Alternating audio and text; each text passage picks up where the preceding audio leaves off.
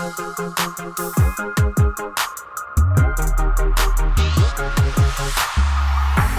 there, Misfits. Welcome to another edition of FAFO for another freaking opinion, where we give you our opinion on these games. We'll even rate them. We'll give you a certain amount out of a certain amount. You just wait. But this week, we are going to talk about Battle of Hoth. And it's kind of a Star Wars reskin of a game some people might be familiar with called Memoir 44.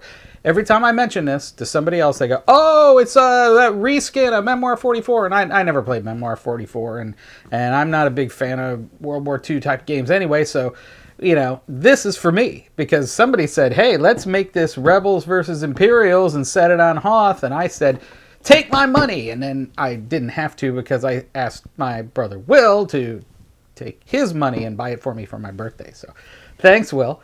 And now I got to play this finally, and boy, is it a lot of fun. Now, just to give you my history, I have played almost every X-Wing game. I've played Shatterpoint. I've played Legion, which is this is kind of gives you that feel of a tabletop battle, but it's in a box. It's in one little box that is even pretty thin too. I was surprised. But it's one little compact box that gives you the feel of like a Star Wars Legion game, but it's in much less time. And, you know, I've got a link up here to when Anthony and I broke it out and played it, and it was a whole lot of fun. And you got to just really, if you like Star Wars and you like Rebels versus Imps and you like that kind of thing, pick this up because it's a lot of fun. And let me tell you a little bit about why it's so much fun.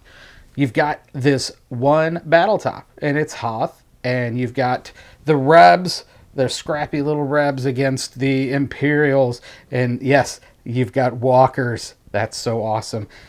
And you've got little probe droids. And you've got stormtroopers. And in the Rebels, they have their cool snow speeders. And they have all sorts of guns and little plucky rebel forces. And your job in this whole game, depending on which scenario you play, and because there's scenarios here, and you gotta pick a scenario out of the book. There's all sorts of different ones with different setups. They basically tell you which armies you can put together, which things you play against each other, what the win conditions are, all that. It's all set up so there's all sorts of different scenarios, and you can even play them again. You can swap sides, you can do all that. And then basically what happens is it's kind of a deck builder because you've got all these cards that you have to choose from what you're going to do. And they have different things. And the way this plays out is there's 3 zones here. And some of the cards will be like, okay, you can play everything, give orders to every unit in the middle zone. Or some of them are like, okay, you can pick a unit and activate it. Or you can pick one unit in this area and one unit in this area. It depends on what cards you draw on what you can do. So then you pick the card, you give the orders, and then you play it out. And then when you basically, most of the things, except for the rebel guns, move. And then you move and then you fire.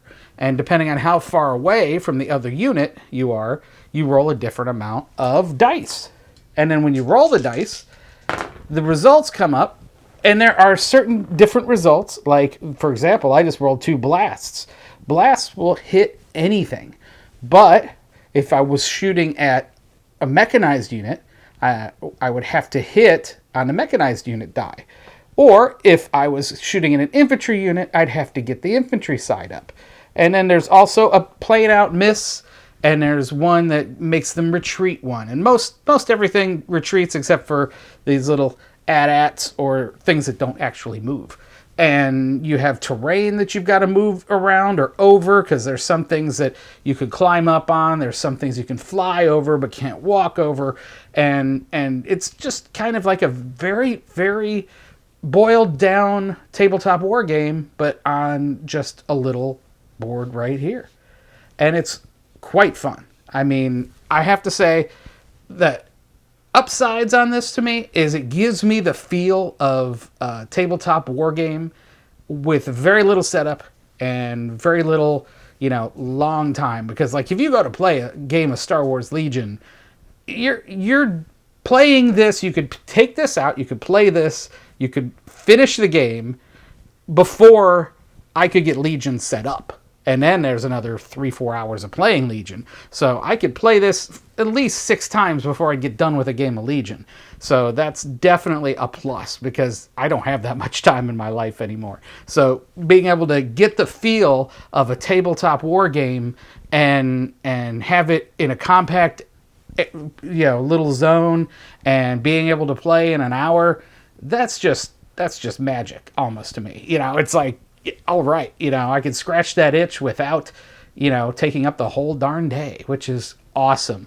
And there's so much, kind of having to deal with different orders that come up randomly, because sometimes I'm about to crush the rebels, and then it's like, I don't have the right card to crush the rebels, and then they come out and blow my AT-AT up. So, it's the different things that you could do, and the randomness of the cards coming up make it to where, they always say that the best laid plans are out the window once you hit the battlefield. Well, that's definitely a factor in this game, especially because of the rolls. I mean, you could, dead to rights, I was rolling, when I was playing, I get 4 dice. I was at range 1 with 4 dice with these speeders, and I just went, miss, and I was like, what are you going to do?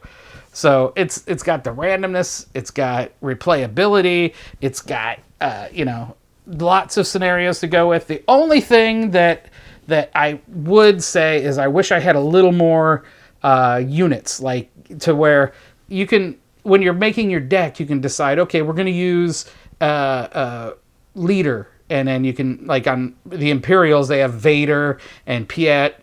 And the Rebs have like Han Solo, Luke, Leia. So you can put their cards in there depending on what kind of feel you're gonna get, because like Han Solo has a lot of luck kind of smugglery stuff in it, but Leia has more, definitely being more defensive and stuff like that. So you can decide to put those in the deck too, which adds a lot more replayability, because the same scenario with a different leader has a different feel. So it's even more interesting than in that regard. I mean, I'm saying there's so much about this game that is really, really cool. If you like tabletop skirmishing games or anything like that, and you love Star Wars, then this is definitely going to be the buy for you. And it's also, a great way. I've had a couple of people who have played this with some of their kids, that they're trying to get them into the idea of it. And it's accessible. It's easy to follow what you're doing.